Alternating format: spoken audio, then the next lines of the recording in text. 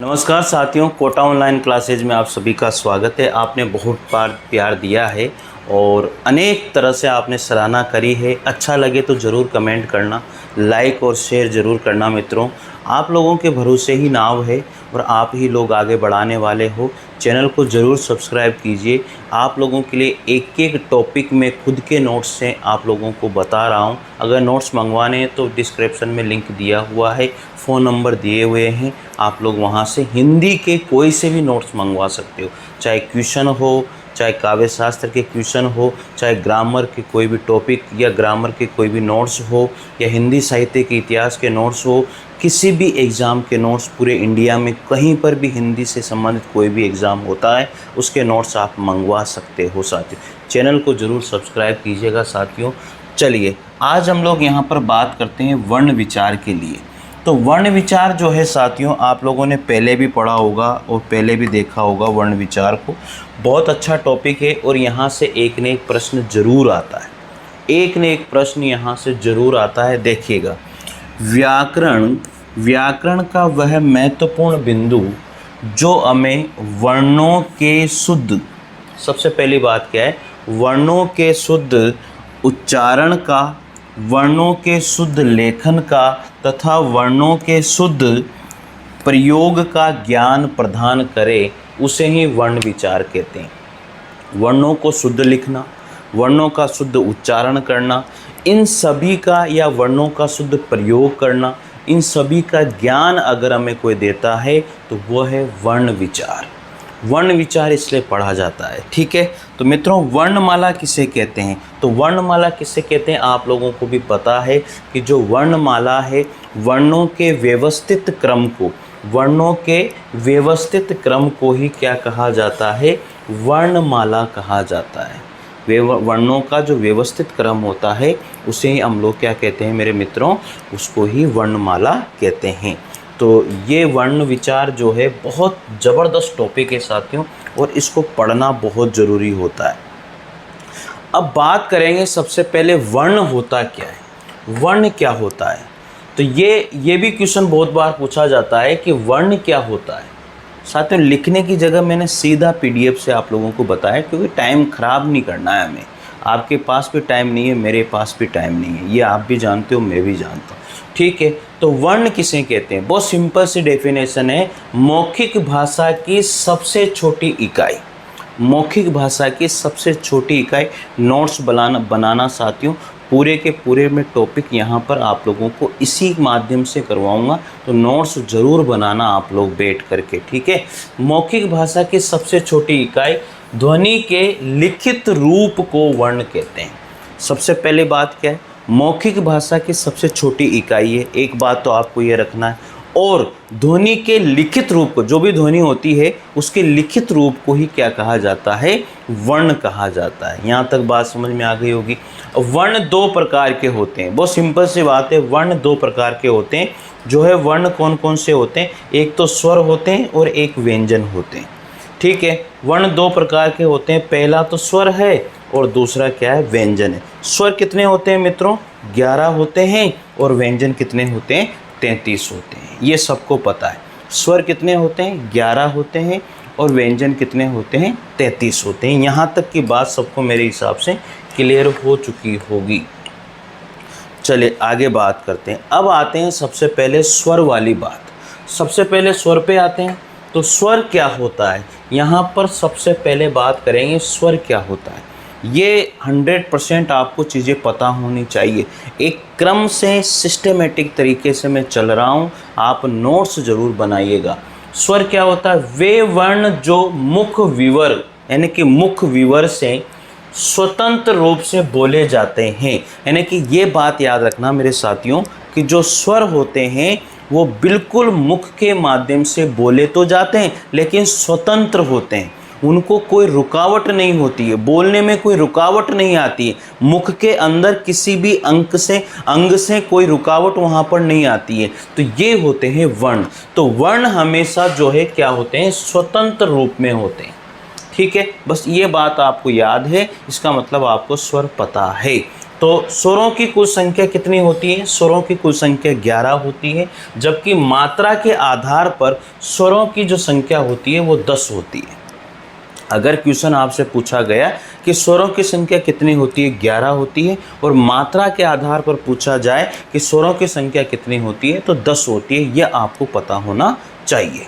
अब आगे बात करते हैं। देखो 10 क्यों होती है? क्योंकि यहाँ पर आपको पता लग रहा होगा कि जो अ है उसकी कोई भी मात्रा नहीं होती, तो इसलिए हम लोग यहाँ पर यही ध्यान दें कि जो स्वर होते हैं उनकी मात्रा के आधार पर संख्या 10 है, और वैसे देखा जाए तो स्वरों की संख्या कितनी है? 11 है, क्योंकि अ की कोई मात्रा नहीं होती है। आ, ई ऊ री ए ओ औ, इस तरह से 11 स्वर होते हैं साथियों, और ये यहाँ पर मात्रा लगाई हुई है। आप देख सकते हैं किसकी मात्रा कैसे लगाते हैं। इस तरह से मात्रा के आधार पर देखा जाए तो 10 स्वर होते हैं, और मात्रा के आधार पर नहीं देखें तो 11 स्वर होते हैं। तो ये बात भी आप लोगों को अच्छे से क्लियर हो गई होगी। चलिए आगे बढ़ते हैं। अब इसी क्रम में महत्वपूर्ण तथ्य वाली बात आती है, ये सबसे इम्पोर्टेंट है, इसे भी आप लोगों को अच्छे से याद रखना है साथियों। चलिए देखो महत्वपूर्ण तथ्य क्या क्या हैं, ये मैं हमेशा बताऊंगा हर टॉपिक में आपको महत्वपूर्ण तथ्य। देखो डॉक्टर भोलेनाथ तिवारी के अनुसार स्वरों की जो संख्या है वह अ आ ई ऊ ए ओ ये है। बस डॉक्टर भोलेनाथ तिवारी के अनुसार स्वरों की जो संख्या है साथियों वो कितनी है? 1 2 3 4 5 6 7 8 9 10, ये 10 मानी है इन्होंने। ठीक है। अपभ्रंश के समय हिंदी में स्वरों की संख्या कितनी थी? 8 थी। याद रखना, अपभ्रंश के समय स्वरों की संख्या कितनी थी? 8 थी। कौन कौन से थे? अ आ ई ऊ ए और। ये इसमें बड़ा ए भी नहीं है और बड़ा ओ भी नहीं है। ठीक है। अपभ्रंश के बाद हिंदी में जोड़े गए 2 नवीन स्वर कौन थे? ये वाला क्वेश्चन बहुत बार पूछा गया है, अनेक बार ये क्वेश्चन पूछा जाता है साथियों, इसको याद रखना। अपभ्रंश के बाद हिंदी में जोड़े गए 2 नवीन स्वर कौन से थे? बड़ा ए और बड़ा ओ, ये याद रखना। ये अनेक बार ये क्वेश्चन पूछा जाता है, बहुत बार ये क्वेश्चन पूछा जाता है साथियों, इस क्वेश्चन को याद रखना। मैं फिर कह रहा हूँ। चलिए आगे बढ़ते हैं। अब इसी क्रम में यहाँ तक की बातें आप लोगों को सारी समझ में आ गई होगी। देखो अब क्या होता है, संस्कृत में लिया गया। अब संस्कृत साथियों, संस्कृत से हमने कौन सा स्वर लिया है? जो तत्सम स्वर है।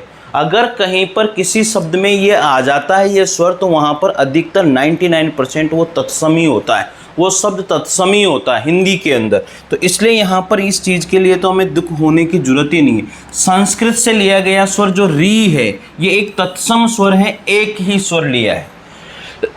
इस तरह से कितने स्वर हो गए? 11 हो गए। बड़ा ए और बड़ा ओ हमने अपभ्रंश से बाद में लिया है, इसके बाद में हमने संस्कृत से री को लिया है, एक तत्सम स्वर है। इस तरह से टोटल मिलाकर के 11 स्वर हमारे पास हो जाते हैं साथियों। आगे बढ़ें इसी क्रम में। अब स्वरों का वर्गीकरण आता है। जो स्वरों का वर्गीकरण है इसे आप अच्छे से देखिए। जो स्वरों का वर्गीकरण है बहुत ज़बरदस्त तरीके से मैंने यहाँ पर आप लोगों को बताया हुआ है। जो स्वरों का वर्गीकरण है आप अच्छे से देखो, इसको दिख रहा है सबको मेरे हिसाब से? स्वरों का वर्गीकरण, ठीक है। स्वरों का वर्गीकरण क्या क्या है दिख रहा होगा मेरे हिसाब से सबको। ये वर्गीकरण आपको पता होना चाहिए, ये वर्गीकरण आपको पता होना चाहिए। देखो स्वरों का वर्गीकरण आप लोग जैसे मैंने बना रखे हैं नोट्स कॉपी में, वैसे बनाते हुए चलिए, पढ़ते हुए चलिए, और चैनल को ज़रूर सब्सक्राइब कीजिए यार, लाइक ज़रूर कीजिए वीडियो को। आप लोगों की तो दुआएं हैं, आप लोगों का ही प्यार है, इस वजह से हम लोग वीडियो बना पाते हैं। मेरे पास इतने कोई बड़े तामझाम नहीं है, लेकिन मैं फिर भी कोशिश करता हूँ अच्छा कुछ बनाने की।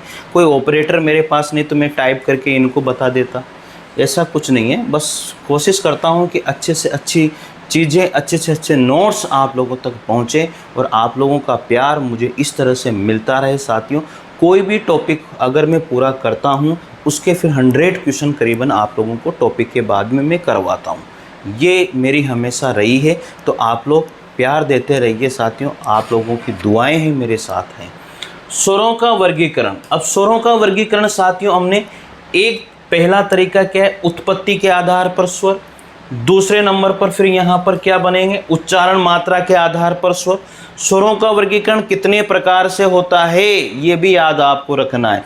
किस किस आधार पर स्वरों का वर्गीकरण होता है ये भी पता आपको रखना है। तो सबसे पहले उत्पत्ति के आधार पर स्वरों का वर्गीकरण, उच्चारण मात्रा के आधार पर स्वरों का वर्गीकरण, फिर ओष्ठों की स्थिति या आकृति के आधार पर स्वरों का वर्गीकरण, फिर इसके बाद में जिह्वा स्थान के आधार पर स्वरों का वर्गीकरण, जिह्वा प्रयत्न या मुखाकृति या तालु की स्थिति के आधार पर स्वरों का वर्गीकरण, और उच्चारण स्थान के आधार पर स्वरों का वर्गीकरण।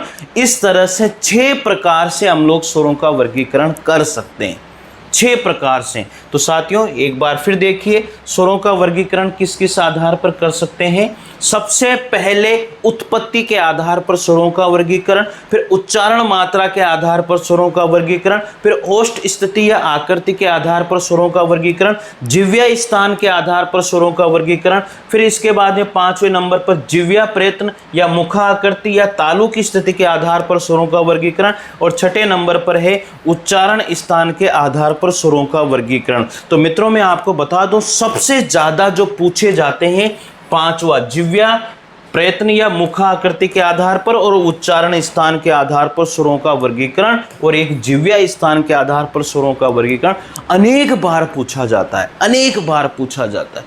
तो मित्रों ये वीडियो आपको कैसा लगा जरूर कमेंट करके बताइए, और ये मुझे बताइए कि सर अच्छे नोट्स हैं, हम लोग आगे इसे कंटिन्यू करें तो मैं वीडियो बनाऊंगा साथियों, अन्यथा फिर मैं कोशिश नहीं करूंगा, क्योंकि आपका प्यार मुझे मिलना चाहिए। और आप अगर पढ़ रहे हो तो मैं कोशिश भी करूं, नहीं तो क्या ही मतलब है फिर। तो साथियों ज़रूर बताइए, आप लोग बताओगे मुझे कमेंट करके सर आप कंटिन्यू कीजिए, हम लोग पढ़ रहे हैं, नोट्स बना रहे हैं, ठीक है। तो ये वीडियो आज मैं यहीं समाप्त करता हूँ। ये भाग 1 है, कल भाग 2 हम लोग दूसरा वीडियो बनाएंगे जो आधे घंटे से कम का कोई वीडियो नहीं होगा, ठीक है साथियों। तो हम लोग अब कल के वीडियो में शुरू करेंगे वह स्वरों का वर्गीकरण, जो किस आधार पर होगा, उत्पत्ति के आधार पर होगा, ठीक है साथियों। कैसा लगा ज़रूर बताइएगा यार, और चैनल को ज़रूर सब्सक्राइब कीजिएगा, ठीक है साथियों। मिलते हैं अगले वीडियो में, किसके आधार पर, उत्पत्ति के आधार पर स्वरों के वर्गीकरण के लिए। धन्यवाद आपका प्यार बरसाने के लिए, थैंक यू।